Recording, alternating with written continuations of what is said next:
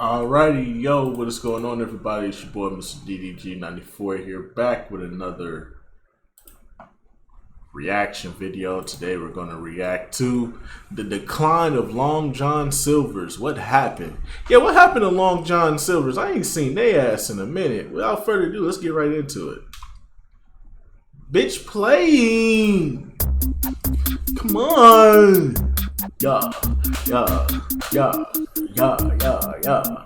Long John Silver. It's the name of a pirate from the novel Treasure Island, but more importantly, today, it's the name of the largest quick-service seafood restaurant in the United States. In fact, I can't even name any others like it. They used to control Captain about D's? 2/3 of their market, but You never today heard of it's Captain more like D's? 1/3, partially because some of that share has been taken away by McDonald's and Popeyes and many others that have been growing their seafood sales. Their number of locations has been fluctuating between 1,000 and 1,500 over the past few decades, but today it's more toward the lower end of that range. If you're not familiar, it is a unique restaurant. Their nautical theme is the thing that's always stood out to me. When you walk in, there's pictures of waves and fish, and if you're lucky, there'll be one of those big wooden steering wheels that you see on a ship. Oh, and there's always this bell by the door. You're supposed to ring it when you leave if you were happy with your experience. Despite standing out in the industry, it has been bad times for Long John Silver's. As I said, market share is down, locations have been closing, also sales have been unstable, the public's perception could be better. Part of me is amazed that they still exist. Actually, I thought this was weird. I went to their website, and on the homepage, there was a statement that said, "Yes, we still exist," which I can't imagine is a good sign. I wouldn't say there's been a good period for them going back 20, 30 plus years. In 1998, they even filed for bankruptcy, yet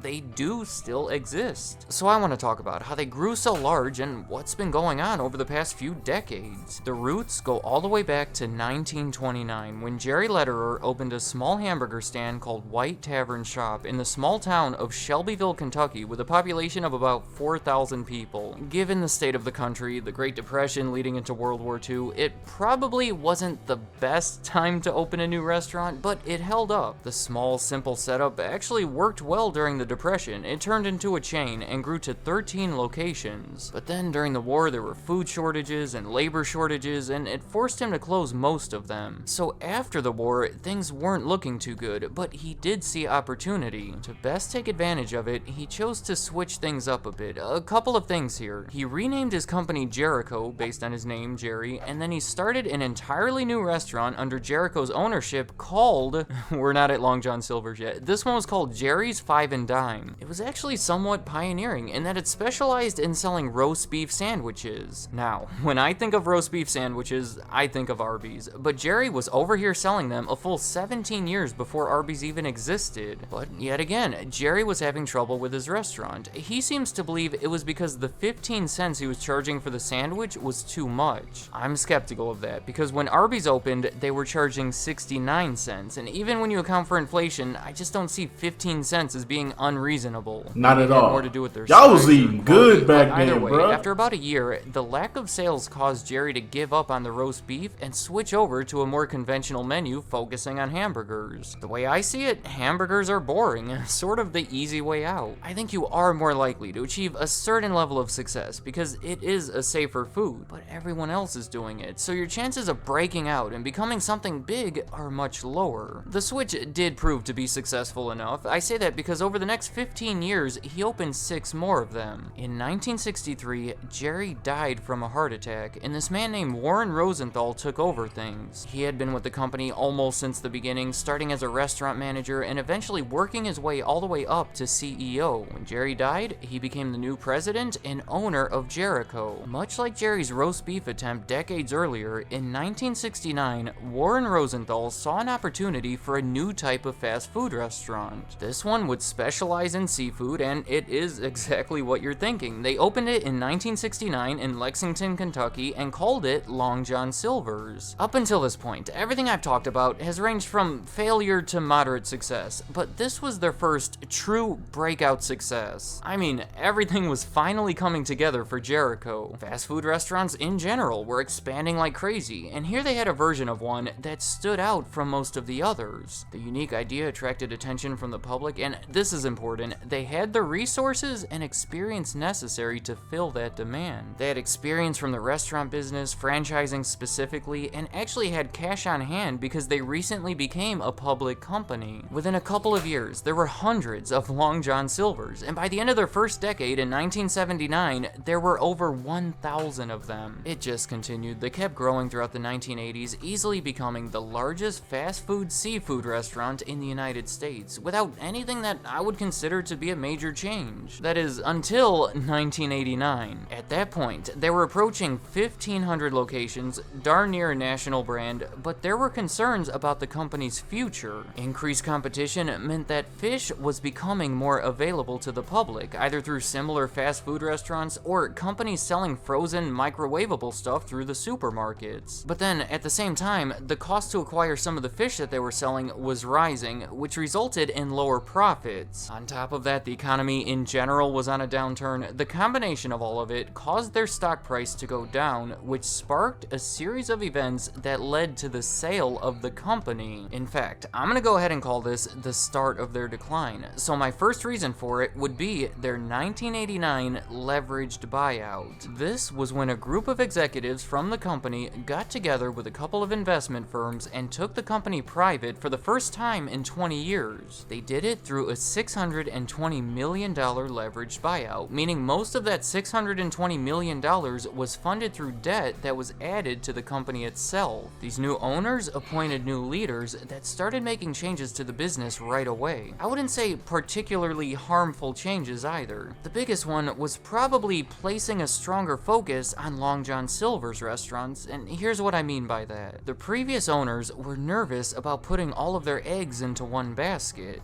They did have 75 to 80% of their eggs in the Long John Silver's basket, but they also had a few other baskets representing different restaurant chains that they had started over the years. But now they simply said, we are all in on Long John Silver's, so they started selling or closing all of those other baskets. I kept that basket metaphor going on for a bit too long, didn't I? Yep. Oh well. The point is, by 1991, Long John Silver's was 100% of their business, and they even went as far as to change the name of the company from Jericho to Long John Silver's Restaurants. Now, they did become a private company, so I don't know the exact numbers, but I would say that they were doing well throughout the 1990s, reportedly hitting record sales numbers and continuing to open more franchises, but that debt just made everything so much harder. Here's my guess as to what happened. That buyout added a crazy amount of debt all at once, which is overwhelming, but then they did sell off about a quarter of the business. You know, those other baskets? The proceeds from it helped keep them afloat and pay off some of it, but soon after, it became clear that it wasn't sustainable. They were paddling hard, but it wasn't enough to keep them from drowning in debt. See, I'm using a swimming metaphor this time because, well,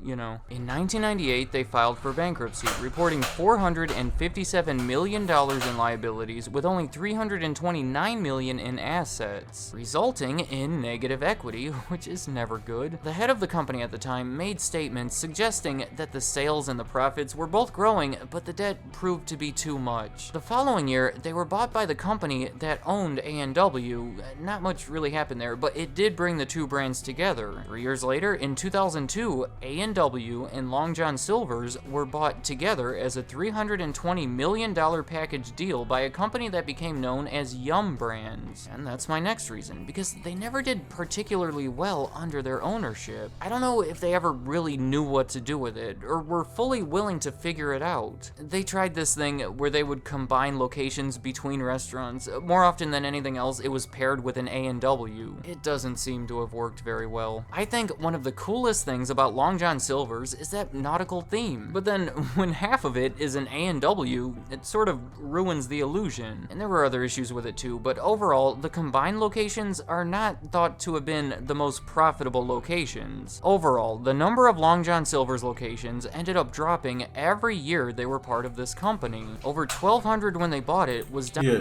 No, I gotta agree with that, because the locations where they put the Long John Silvers, they would always put them in like these suburban areas, but they wouldn't put them around like gas stations and shit like that. Like you just getting off the freeway and it's just a Long John Silver's next to a gas station. and then it's merged up. They never merged them damn things with a KFC though. I never seen Long John Silver's and KFC merged together. Because if you would have merged it with KFC, you would have got the best of both worlds: chicken and fish. They fucked that up. They put them next to Taco Bell. So who the fuck want fish and Taco Bell? You trying to fuck people's stomachs up. You trying to send people to the gulags. That's what you trying to do, my nigga. You trying to kill people, bruh. To this day. Hell no, bro. You trying to kill people. God damn it. How you gonna put Long John Silver's next to a Taco Bell?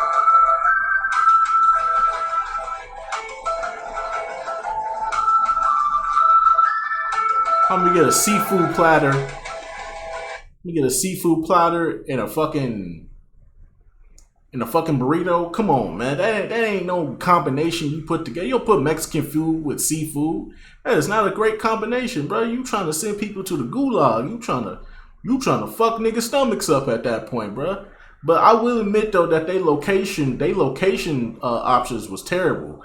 Because they was always next to a fucking gas station getting off the freeway. You get off the freeway, it's a gas station and it's a fucking Long John Silver's, but then it ain't really nothing else over there. It's probably a KFC or a Taco Bell that's separated across the street. It's probably a McDonald's or a Burger King down the street. And then that's pretty much it. It's pretty much like on ways of like a highway. You gotta get on the highway, get off the highway just to go to Long John Silver's. They never really put them in prime locations. And if they were in a prime location, it was in a prime location where there were other restaurants where there were better fucking options. That's the worst part, bro. They did not do a good job with Long John Silver's in putting it. If they would have put them in the hood, bro, they would probably still be going good. So that's the problem. They don't never put these things in the hood, bro. They always keep them away from us, bro. Imagine you put fish and shrimp. You don't think black people would come and eat that shit up? You would still be going strong right now if you had put them in the hood. They never put these in the hood. They always put these in these weird places, bro. So location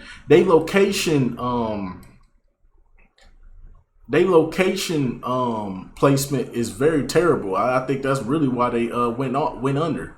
Because ain't nobody willing to drive to weird ass locations just to get some damn Long John Silver's versus a Captain D's.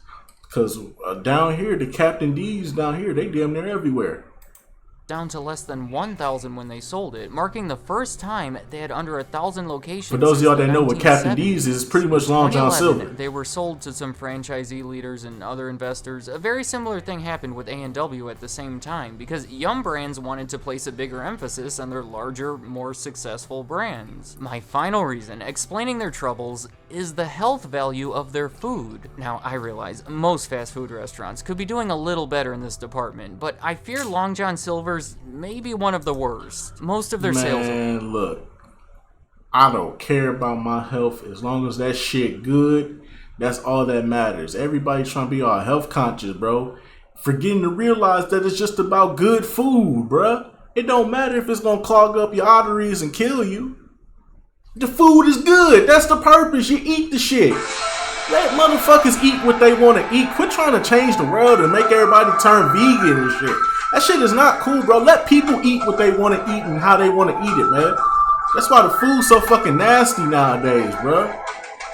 Food don't taste the same like it used to because all this health conscious shit, bro. They ruining the foods.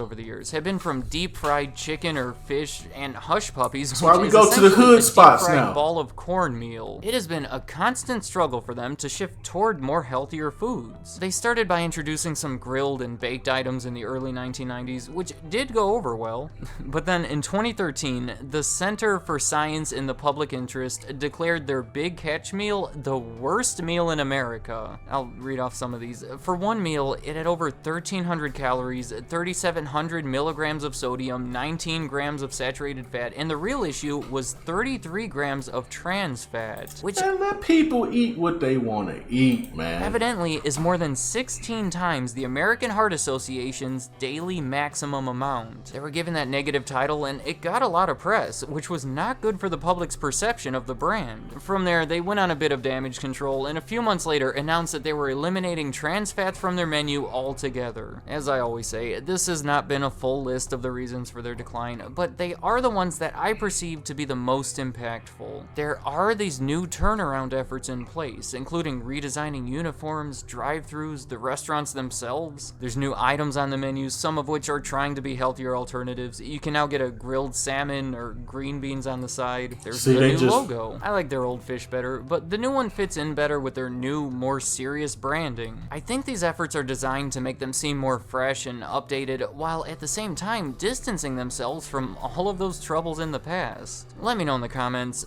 what do you think of Long John Silver's? I imagine many of you don't think too highly of them, so if that's the case, what do you think of these turnaround efforts? Are they fixing the issues or not? At this point, I can only describe this as decades of trouble, so I'd say big changes need to happen. Also, do you agree with my reasons for their decline? Or are there other major reasons that I failed to mention? The Rundown locations. buildings, lawsuits, maybe you just don't like people. They just did a terrible job with placing the locations. But other than that, though, they had some good food. It just seemed like America just became so fucking health conscious. All of a sudden, now you can't make fatty foods no more. That's why it's only hood spots now that we go to for stuff like fish and shrimp and stuff like that. You got to go to the hood spots now if you want that good food without worrying about being all health conscious and shit. But yeah, that's just gonna about do it for this one, man. I'll see you on the next video. Till then, peace out.